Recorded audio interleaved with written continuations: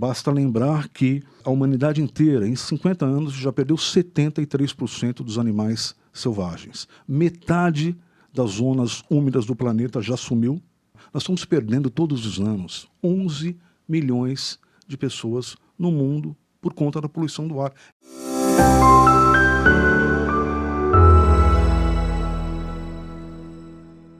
Olá, sejam bem-vindos à 11ª edição do podcast Saúde Sustentável.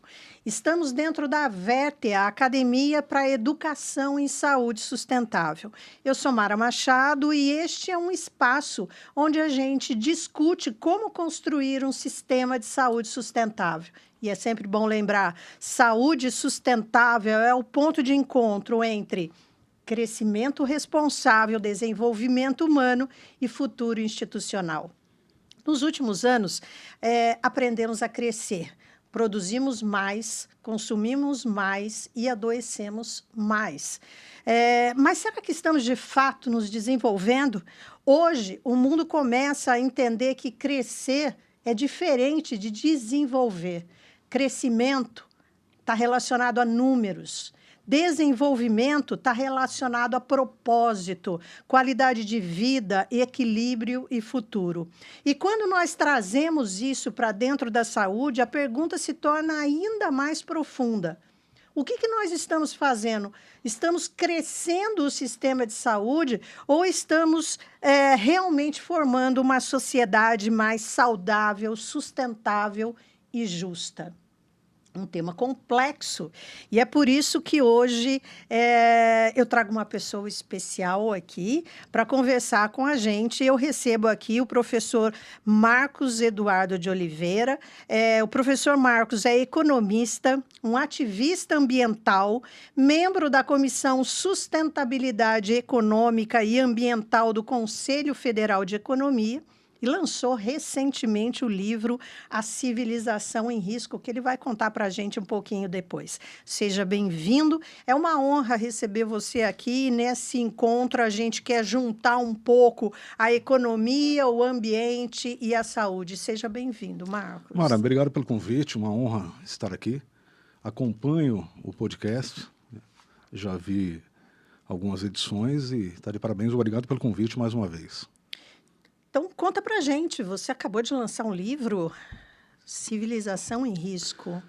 Civilização em Risco é uma ideia que procura tratar um pouco dessa loucura que está lá fora, esse desajuste planetário, essa crise ambiental, socioambiental, né? Eu acho que é uma crise socioambiental, no uso rigoroso do termo, e é um livro que vem destacando quais são os desafios da humanidade, os desafios contemporâneos, em cima de um desajuste planetário, que eu entendo que ele é puxado por uma ordem econômica, por um modelo econômico global, que é em cima daquilo que você coloca logo no início, crescimento é número, né? Então nós fomos doutrinados, Mara, penso eu, a imaginar que o crescimento da economia é a razão de tudo, que o crescimento da economia é a salvação, e nós confundimos, o que é pior, crescimento com desenvolvimento, né? E nós reduzimos prosperidade a consumismo. A partir daí, nós temos um desajuste planetário, porque a ordem é crescer, mas crescer em cima de condições ecológicas limitadas. E quando você cresce demais em cima de condições ecológicas limitadas, né, você tem uma crise ecológica, uma crise socioambiental, que os números mostram, né, como que a humanidade está nesse momento, em termos de desajuste planetário e desajuste socioambiental. Eu acho que o nome mais correto é isso, uma crise socioambiental. E esse livro, então, discute um pouco, vai nessa linha. Eu tive a oportunidade de chamar algumas pessoas muito queridas, muito especialistas no assunto. O professor Eduardo Suplicy participa comigo, Ailton Krenak, Ângela Mendes, uma querida amiga, Ladislau Doubor, enfim, um grupo de especialistas, e organizamos isso, e Civilização em Risco está aí para discutir. Acho que está na linha do debate, do tema mais atual que nós temos, né? Essa crise planetária e esse desajuste socioambiental. A gente não pode perder para conhecer todos esses pensamentos que a primeira vez que eu conversei com o Marcos, o que me chamou a atenção foi esse desalinhamento, né? Em que momento da história a gente passou a confundir crescimento econômico com desenvolvimento humano? Boa pergunta. Eu entendo, Mara, que toda ação ela traz uma reação, né? Toda causa tem um efeito, cedo ou tarde isso acontece. Por que eu estou dizendo isso? Justamente porque agora nós temos um planeta com a temperatura mais elevada dos últimos 100 mil anos. É um número que assusta, né? 100 mil anos. Nos últimos 10 mil anos, desde que a inteligência humana organizou a primeira cidade, organizou a agricultura, nós temos eventos extremos cada vez mais intensos, cada vez mais frequentes e cada vez mais graves, né? Então, esses desajustes, eles têm uma causa, uma razão. E a razão, ao meu ver, vem desde metade do século passado, desde a recuperação das economias principais no pós-guerra, em que todas as políticas macroeconômicas elas foram desenhadas visando o crescimento. Por isso que eu disse que a tua colocação inicial ela é precisa, crescimento é número. Eu entendo muito bem o que você está dizendo em cima disso, porque crescimento, Mara, é fazer a economia aumentar, é expandir a economia, né, torná-la maior, produzir mais bens, mais serviços, enfim. Crescimento é quantidade. Não tem nada a ver com desenvolvimento, que é qualidade. Mas o crescimento, então, ele traz junto, né, a necessidade de usar mais recursos naturais. Os números consensuais em torno disso são mais ou menos assim. Em 1960, né, a humanidade inteira usava metade dos recursos naturais e energéticos do planeta para organizar a vida social. Em 1970, que é quando começam os desafios e os sinais do colapso ambiental, a humanidade empatava, né, tudo que a gente precisava para organizar a vida social, a natureza repunha. Em 1980, pela primeira vez, ultrapassávamos em 10%. É o que os especialistas vão chamar de overshoot ecológico, ultrapassagem, né? E a partir dos anos 90, isso aumenta mais ainda. Hoje nós estamos usando 30% a mais do que a Terra pode repor. 30% a mais, overshoot, ultrapassagem, né? Onde que está o erro? O erro está, a meu ver, no fato que nós não damos tempo de a natureza se regenerar. E nós confundimos essa ideia de crescimento, achando que nós vamos prosperar em cima disso, mas desrespeitando os limites planetários, né? De tal maneira que nós vamos jogando no colo do planeta todos os danos ambientais, todos os desajustes planetários. Por que isso vem desde metade do século passado? O capitalismo entra ali naqueles 30 gloriosos anos, o capitalismo vai crescendo e vai crescendo absolutamente tudo, todas as políticas macroeconômicas são desenhadas para estimular o crescimento, e aí você tem alguns desajustes que vão acontecendo. E aí, a partir de 1960, para fazer um recorte aqui, de 1960 em diante, os historiadores ambientais vão chamar isso de a grande aceleração. O que é a grande aceleração? Uma sociedade de excesso, de desperdício, de consumo muito elevado. Os números que mostram isso, né, deixam bem claro como que nós estamos formando, como que nós organizamos a sociedade. Basta lembrar que de 1950 a 2010 o PIB global aumenta 6 vezes. Em 1950, o mundo tinha 3 bilhões de habitantes. 70 anos depois, nós já chegamos em 8 bilhões e meio. Estou falando de 70, 80 anos, que é uma vida. Em 1950, o planeta inteiro tinha 50 milhões de veículos. Hoje tem 1 bilhão de veículos, modelo antigo, queimando gasolina, né, aquecendo o planeta, enfim. Em 1970, né, os navios do mundo transportavam 2,7 bilhões de mercadorias. 40, 50 anos depois, já eram 9 bilhões e meio de mercadorias pesadas, chamadas de bulk commodities. Então, toda essa grande aceleração, né, vai jogando no colo do planeta danos ambientais insuportáveis. Basta lembrar que 1/3 das terras agricultáveis do planeta estão deterioradas. Esta perda é maior do que a taxa natural de reposição, né? Basta lembrar que A humanidade inteira, em 50 anos, já perdeu 73% dos animais selvagens. Metade das zonas úmidas do planeta já sumiu. A humanidade inteira, todos os anos, extermina 88 bilhões de animais para saciar seu apetite voraz, 10 vezes a população mundial. Eu não sei se faz sentido comermos tanta carne assim. Eu não sei se faz sentido usarmos tantos recursos assim, sejam animais, vegetais, enfim. O que eu estou querendo dizer que a grande aceleração ela traz para a gente como fato ilustrativo é que você vai aumentando, crescendo absolutamente tudo, comércio, finanças, meios de transporte, população, e isso vai pressionando cada vez mais o planeta e vai sufocando as reservas e as condições ecológicas. Os danos ambientais estão todos aí. Repito, o planeta tem hoje a maior temperatura dos últimos 100 mil anos.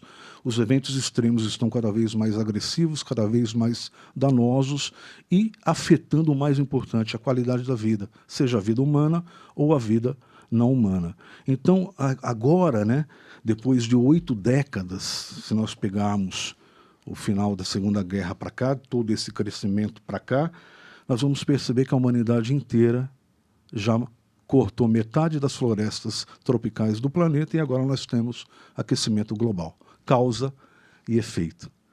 É esse o dano ambiental que eu falo, é essa pressão que vem desde os anos 60, desde os anos 60. Só para colocar bem rapidamente isso, alguém colocou todos esses crescimentos que eu falei para você, comércio, população, água, uso de papel, uso de energia, colocou isso tudo num gráfico e percebeu que parecia com um taco de hóquei deitado.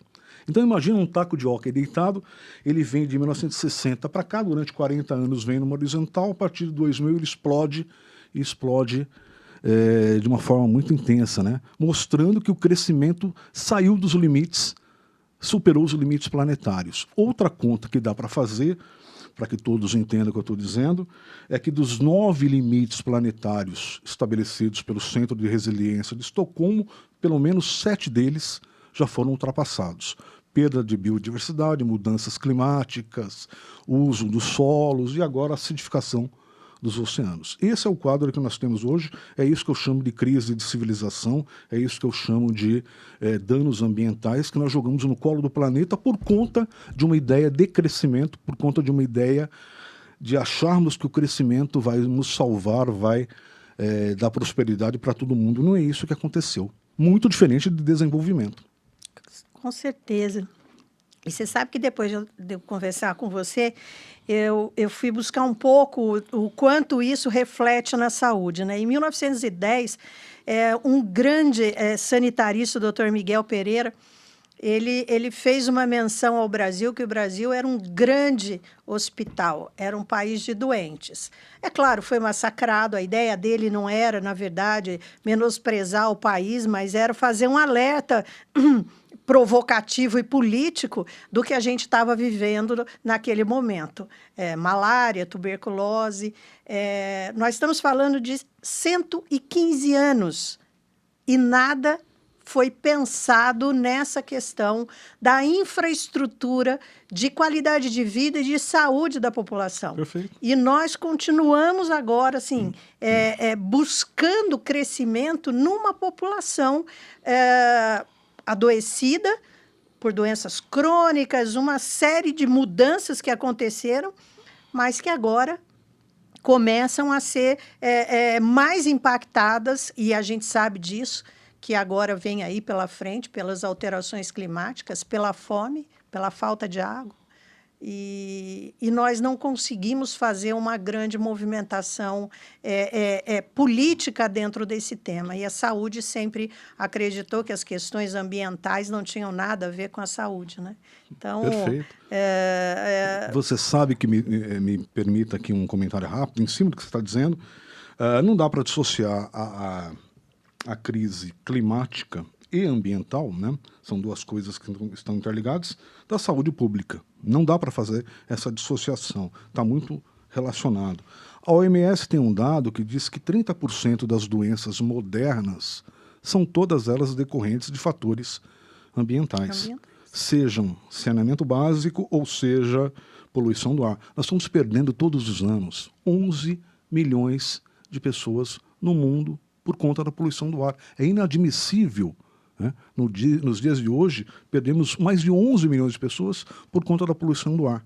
A mesma OMS faz um outro recorte, Mara, que diz que 70% dos últimos surtos epidêmicos, e aí você pode colocar Ebola, SARS, HIV, Covid. Ela ocorreu e se dá por conta de desmatamento. E a mesma OMS faz um outro recorte ainda, que se você proteger os meio ambientes, os ecossistemas, os biomas, você evita 13 milhões de mortes todos os anos. Então é uma relação muito íntima, né? E é causa e efeito, né? Qualquer descontrole aqui da causa ambiental, ela reflete imediatamente na questão da vida humana e da vida não humana. Você sabe que na edição passada eu discuti aqui também com um economista sobre a questão da dificuldade que nós temos para falar disso publicamente e o quanto as fake news acabam aí movimentando e atrapalhando cada vez mais tudo isso, né? Que força é essa que ainda prevalece em cima desses números todos, que a gente não consegue abrir essa discussão de uma maneira mais equilibrada e com uma proposta de buscar um caminho nesse momento? Eu acho que a narrativa ambiental ela sempre falou muito mais alto. Os interesses econômicos falam muito mais alto. Eu estava em Manaus, uns 40 dias atrás, numa mesa lá na Assembleia do Estado, falando sobre questão ambiental, falando sobre saneamento. Eu disse que meio ambiente não elege ninguém. Infelizmente, não ganha voto. A causa econômica, os interesses econômicos, eles ganham votos, aparece. A questão do saneamento, eu acho que ilustra muito bem isso. Mara, o IBGE coloca que em 2024, no Brasil, de hoje, 2024, 29,5% dos domicílios não tem ligação de esgoto. 29,5%, um terço das residências no Brasil não tem ligação de esgoto, não tem saneamento básico. Nós estamos falando de 92 milhões de habitantes. Coloca aí mais 32 milhões que não têm acesso à água potável. Tem um dado da ciência, você que trabalha com educação, com saúde sustentável, que ele é estarrecedor. E é um dado, o professor Eduardo Janete vem falando muito sobre isso, vou até tomar emprestado aqui uma narrativa dele, eu ouvi isso várias vezes pessoalmente dele. Esse dado da ciência diz o seguinte, Mara, uma criança de 0 a 2 anos, nessa faixa crítica etária, ela consome 87% de energia metabólica para a constituição do cérebro. A concepção neural, as ligações de sinapses. Uma criança que nasce em condições inóspitas, que mora em condições inóspitas, esgoto a céu aberto, qualquer infecção, qualquer parasita, qualquer moléstia que ela adquirir nesse período, afeta diretamente a capacidade de raciocínio dessa criança, afeta a cognição, afeta o discernimento. E isso é irreversível. Essa criança não vai ter condições de aprender. É aquela criança que vai repetir 4 ou 5 vezes a mesma série porque não tem condições de discernimento. Né? O raciocínio foi afetado. Nós estamos num país que tem um terço das residências que tem esgoto a céu aberto. Imagina quantas crianças não passam por isso. Nós estamos perdendo essa criança para o resto da vida. Moral da história é essa. Se uma criança nessa faixa etária adquirir uma moléstia qualquer, você perdeu essa criança para o resto da vida. Esse tipo de assunto, Mara, tinha que ser pauta de todos os governos que têm desigualdade social latente e gritante. Mas esse discurso ele é abafado pelos interesses econômicos, ele é abafado pela narrativa econômica. Aquilo que eu falei, o meio ambiente, ele não elege, ele não rende votos, ele é secundarizado, infelizmente.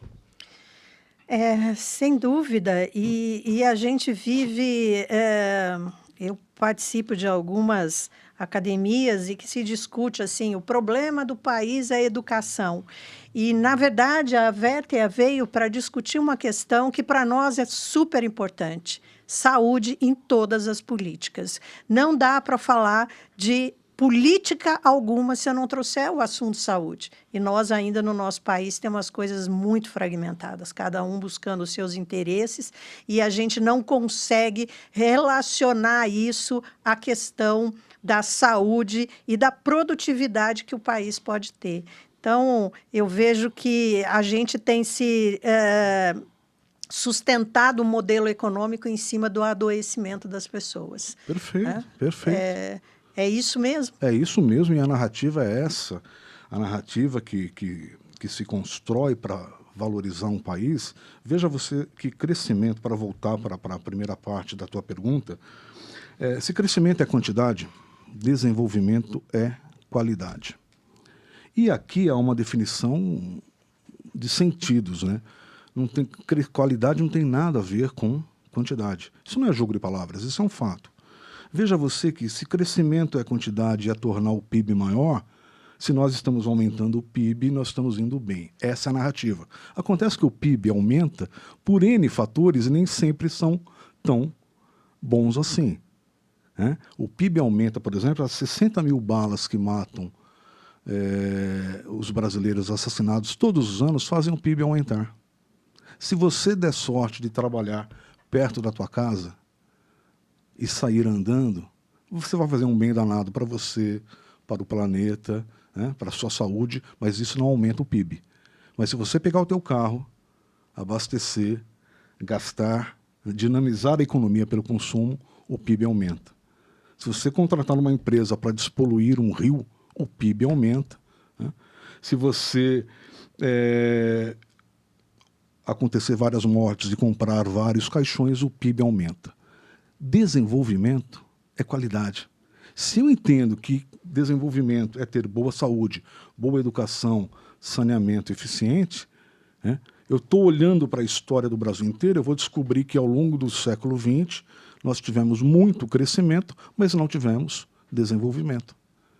Nós não tivemos boa educação, nós não tivemos boa qualidade de saúde, nós não tivemos saneamento básico. Nós não tivemos desenvolvimento, mas tivemos crescimento. Então prevalece a ideia de que o PIB aumentou, houve crescimento e o país está indo bem. Quando você olha para a qualidade de vida, você descobre um outro retrato.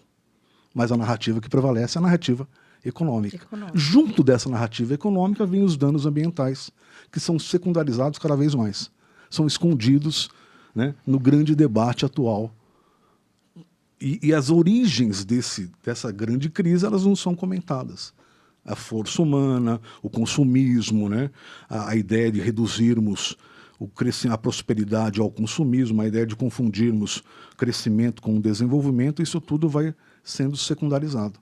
Né? Isso não aparece nem em programa de governo. Aparece a necessidade de fazer a economia crescer, quando muito fazer uma proteção, né, química ali no meio ambiente, usa-se greenwash, usa-se, mascara aquela ideia de que o país é sustentável e a narrativa que prevalece é outra. Isso é terrível. A gente tem enfrentado muito isso com a academia, porque no meio da saúde ainda existe uma pressão muito grande da indústria, né, a indústria farmacêutica, a indústria de equipamentos, eles são muito fortes nessa área. Então, quando você entra para falar, por exemplo, no que a saúde fez com a questão dos antibióticos, que hoje nós não temos mais antibióticos. Hoje, se você pegar uma infecção dentro de um hospital, pode ser uma infecção simples urinária e você vai morrer, porque o sistema não tem mais antibióticos. Mas existe uma indústria atrás disso que pressiona quem discute sobre esse consumo excessivo de tudo que a gente faz. Né? E a saúde ela é intensiva em consumo em todos os sentidos. Né, em plástico, em anestésicos, em antibióticos. Então, a pressão ela é muito grande e E quem tenta ir por uma outra linha é muito difícil, né? Eu acho que você tem aí argumentos da economia que talvez deixe esse caminho um pouco mais fácil. Como é que você pensa que nós que militamos aí pela saúde sustentável podemos encontrar um caminho, e eu não acredito em caminho único, eu hoje tenho cada vez mais entendido que nós precisamos de colaboração, junto com vocês, da economia, do ativismo ambiental, para encontrar uma maneira de trazer a saúde junto com tudo isso. Eu entendo que a boa economia, né, ela é dependente da boa saúde planetária. Isso, para mim, está muito claro há muito tempo, né? A boa saúde da economia depende da boa saúde dos ecossistemas. A pergunta é, o que é a boa economia, né? Como responder isso? A boa economia, para mim, é aquela que faz crescimento, sim, porém dentro da biocapacidade, dentro dos limites planetários.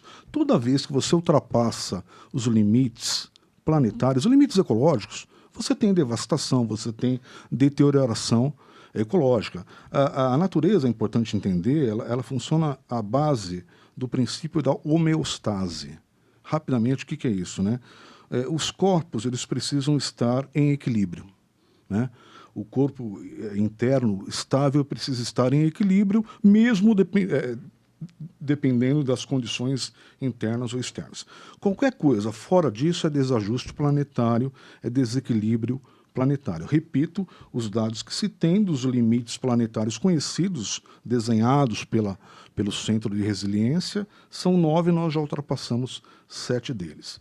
Agora, é mais importante entender também, Mara, nesse conjunto de narrações e de narrativas que eu estou trazendo aqui, como que isso afeta a vida humana, né?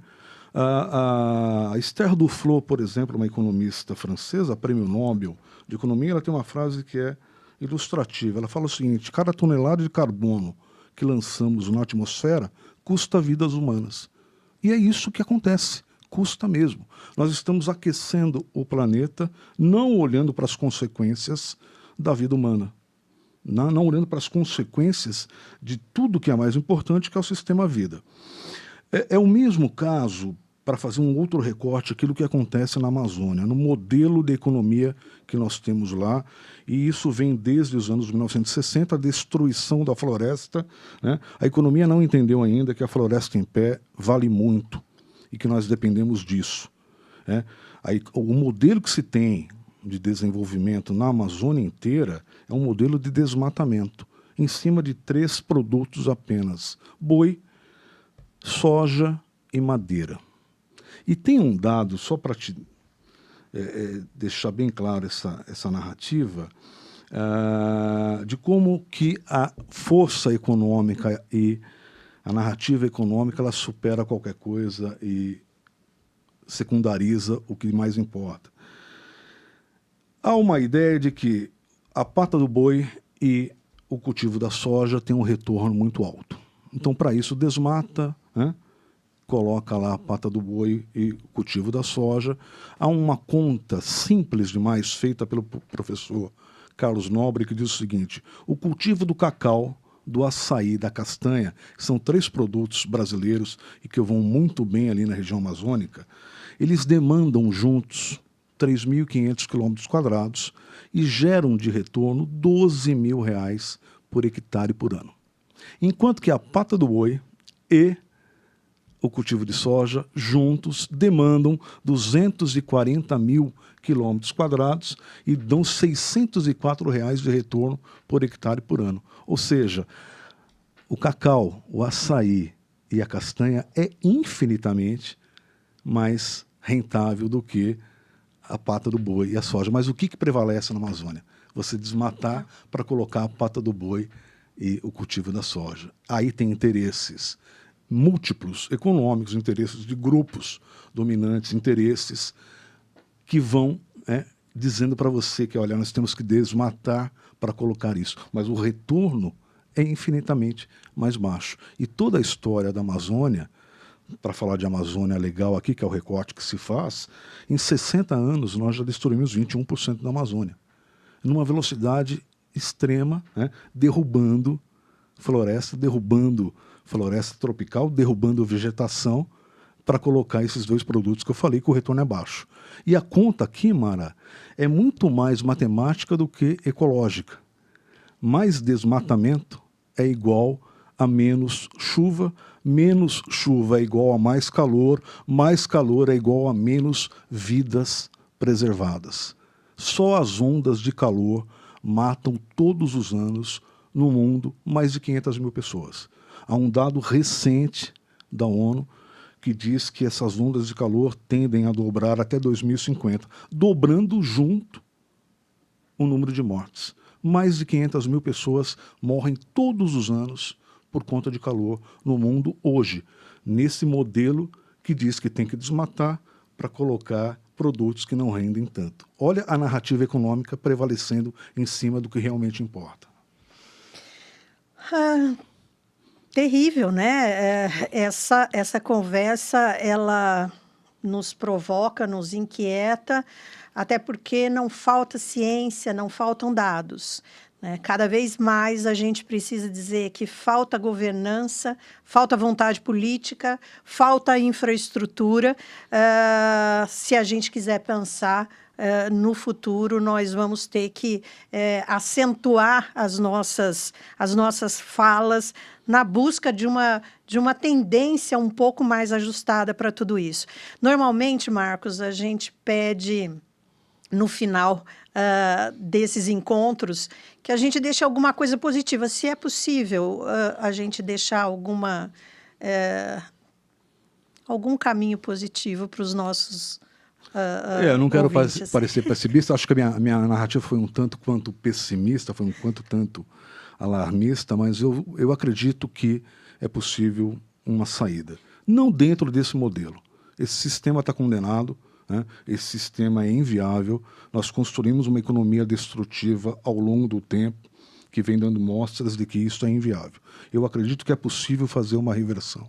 Acredito na transição ecológica, acredito que a tecnologia vai nos ajudar e acredito que nós temos tudo, nós, Brasil, para sermos o primeiro país tropical desenvolvido na história do mundo. Nós temos condições de dobrar a bioenergia até 2050. Nós temos uma matriz elétrica limpa, nós temos uma matriz energética com muito uso de recurso renovável, 47%. A média no mundo é de 14%. E nós temos condições de fazer um modelo de economia, para voltar a falar de Amazônia, uma economia baseada no conhecimento da natureza, usando biodiversidade e usando bioeconomia. Nós temos ali, naquela região, 18% de biodiversidade, 12% de reservas de água. Nós temos uma quantidade imensa de produtos que podem nos ajudar. Agora, precisa ganhar escala e precisa de vontade política e mostrar que os interesses da floresta em pé e da ecologia preservada são maiores do que os interesses da ecologia destruída. Agora, ontem saiu um dado que diz que meio ambiente preservado, você potencializa o PIB global.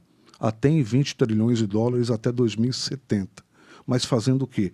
Conservando, né, e fazendo o uso sustentável da natureza. É possível fazer isso e dá para fazer isso. Tem que ganhar escala e tem que mostrar que é muito mais viável a floresta em pé do que a floresta derrubada. Então, estamos de acordo. Eu sou pessimista, mas como você, eu tenho esperança. Eu acho que temos grandes alternativas. Esse é um país cheio de pessoas que querem fazer diferente. Então, continuamos aqui na esperança de que é possível mudar e que a gente vai fazer todo o esforço para que mais pessoas consigam discutir sobre isso e ter consciência sobre isso. Marcos, esse assunto é muito amplo e eu quero que você volte aqui para a gente aí dar outro encaminhamento, né, nessa discussão, porque hoje nós temos que ficar por aqui.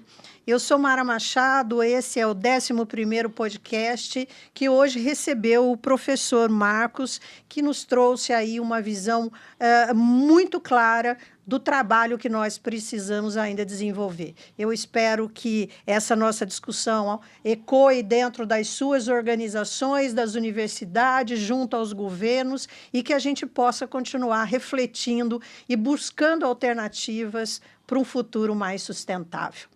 Não deixem de nos acompanhar, porque esse podcast foi feito para que a gente traga o entendimento de uma responsabilidade coletiva. Não deixe de nos acompanhar na nossa próxima edição.